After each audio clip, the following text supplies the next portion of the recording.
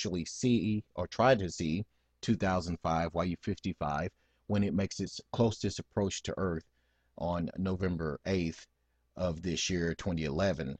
And as you can see here on screen, we have the time at 17:27, which is a minute or so before the actual closest passing of YU55 to Earth.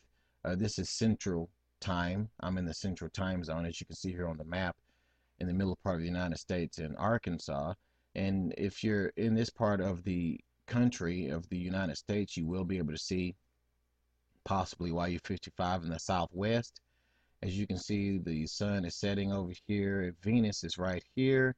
And up here farther in the sky is exactly where YU55 will be at in the sky from Arkansas in the Central Time Zone. This is exactly how the sky will look at that time here in the Central Time Zone. If you go to the Mountain Time Zone, the sun will be higher up in the sky. So anybody living in the Mountain Time Zone in the United States will not be able to see 2005 YU55. Especially if you're over on the West Coast, you will not be able to see 2005 YU55 because the sun will be even higher in the sky.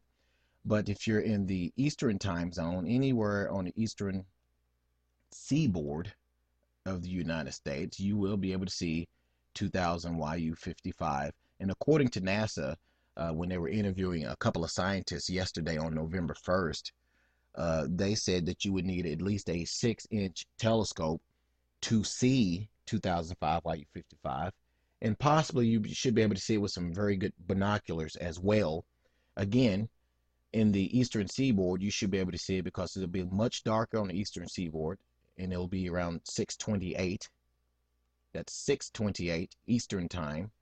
On the eastern seaboard, you should be able to see YU55 traversing across the sky there in the southwest. Obviously, if you're in other parts of the world, everybody's not going to be in the United States. If you're over in Europe, guys, forget about it. YU55 has already set in the southwest. You will not be able to see YU55. The only viewable locations to see YU55 is in North America, on the eastern seaboard of North America, up in the central parts of Canada. If you're too far north up in Canada, you may be able to see it. It'll be very low on the horizon, but you will not be able to see it anywhere else but on the eastern seaboard of the United States and in the Central Time Zone of the United States and its central parts of Canada on the eastern parts of the North American continent. You'll be able to see 2005 YU55 as it goes across the sky on that date and reaches its closest point approach to the United States of America. Now, in the Earth, that is actually.